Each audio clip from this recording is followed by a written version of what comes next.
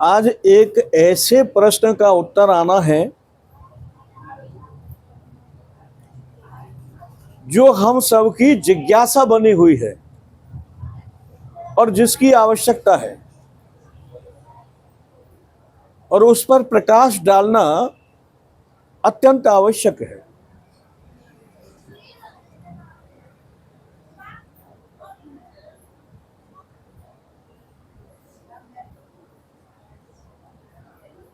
कि भगवान की कृपा क्यों नहीं प्राप्त होती है। हम पूजा करते हैं, पाठ करते हैं, 11 मंगर हनुमान जी का चोला चढ़ाते हैं, कोई 5 मंगर चोला चढ़ाते हैं,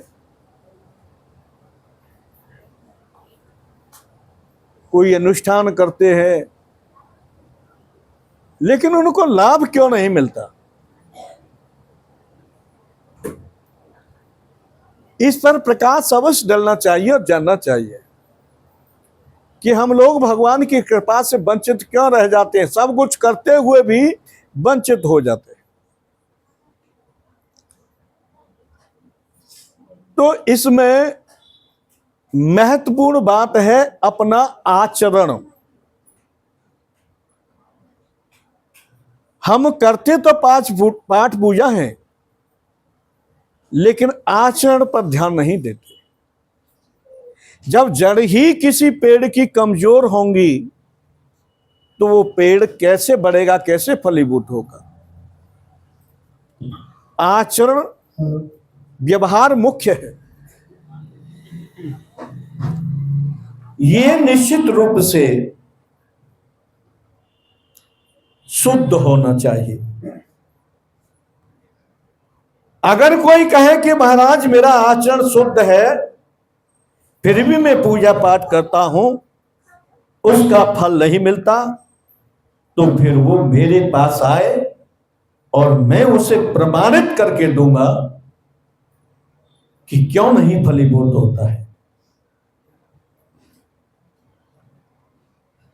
हम नहाएं फिर गंदगी लग जाए,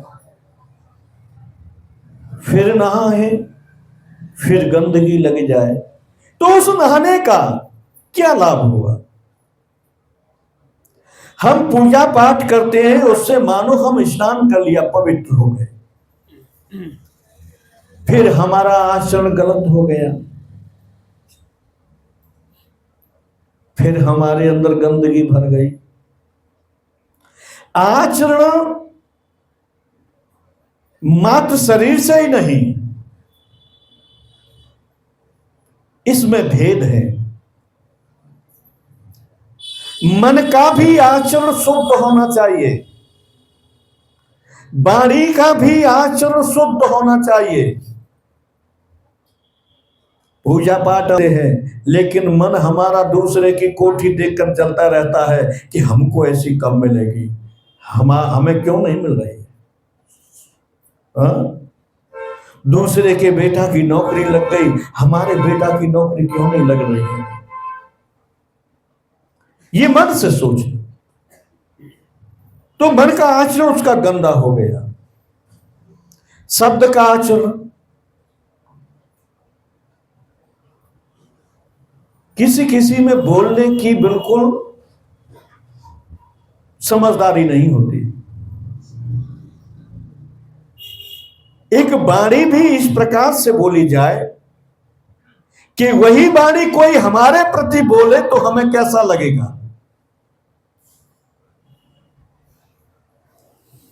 तुलसीदास जी ने कहा है कि सत्य बोलो, सत्य कड़वा होता है,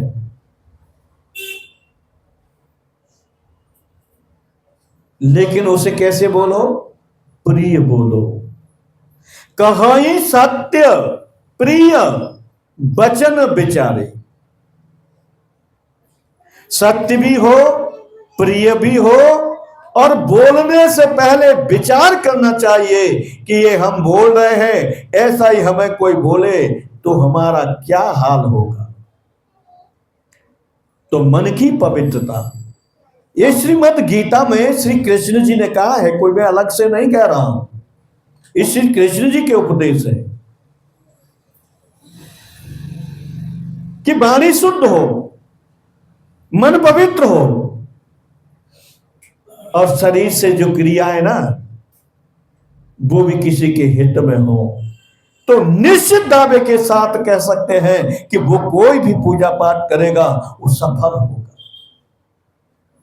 मन में दूसरे के प्रति गंदगी भरी है, ईर्ष्या, दाह, द्वेष, छल कपट, पाखंड, इनसे हम ग्रस्त हैं, ये हमारे हृदय में जमा है। और हम फिर कितनी भी पूजा पाठ करें, 100 बार प्रणाम करें, कुछ भी करें, यज्ञ करें, जप करें, तप करें, तो सत्य मानना उसका फल जो मिलना चाहिए वो नहीं मिलेगा। मन की शांति नहीं होगी, मन में उत्साह नहीं होगा, जीव का उद्धार नहीं होगा। निश्चित रूप से वो कुछ समय के बाद पतन की ओर अग्रसर होता चला जाएगा। दूसरी बात और है कि हमारा आपका कोई जन्म यही तो है नहीं, करोड़ों अरबों जन्म हमारे तुम्हारे हो चुके हैं। शरीर हट जाता है, जीव वही रहता है। हमने जाने कितने क्या क्या कुकर्म किए होंगे पिछले जन्मों में, कितने लोगों का दिल दुखाया होगा, कितनी बेईमानियां की होंगी, कितनी चोरियां की होंगी, कितने लोगों का घर उजाड़ा होगा। उस पर हमारा ध्यान नहीं है क्योंकि हम जानते नहीं है पिछले जन्म में क्या किया। लेकिन आज के समय में एक बार हनुमान जी का चोला चढ़ा दें तो दूसरे दिन कहेंगे कि इन्होंने कुछ हमारा काम किया नहीं है, उनकी मूर्ति ही हटा देंगे। उनके प्रति श्रद्धा का लेश मात्र नहीं रहेगा, ग्रहण शुरू हो जाएगी कि ये नहीं करते, हमारा काम बेकार है। राम जी के पास जाएंगे, फिर उसके मन मुताबिक कार्य नहीं हुआ तो राम जी की पूजा भी छोड़ देंगे। फिर भोले बाबा की शरण में जाएंगे, भोले बाबा कर देंगे दयालु है। 2-4 सोमवार उन पर जल चढ़ाया, काम नहीं हुआ, भले भी बेकार है। कहने का तात्पर्य है कि सब कुछ नेगेटिव करते चले जाते हैं, लेकिन अपने पापों की ओर हम लोग नहीं देखते कि हमने क्या क्या गुल खिलाए हैं और क्या क्या गुल खिला रहे हैं। भगवान कोई अंधे नहीं है, बहरे नहीं है, ना समझ नहीं है, वो तो अंतर्यामी है, हर एक की बात जानते हैं।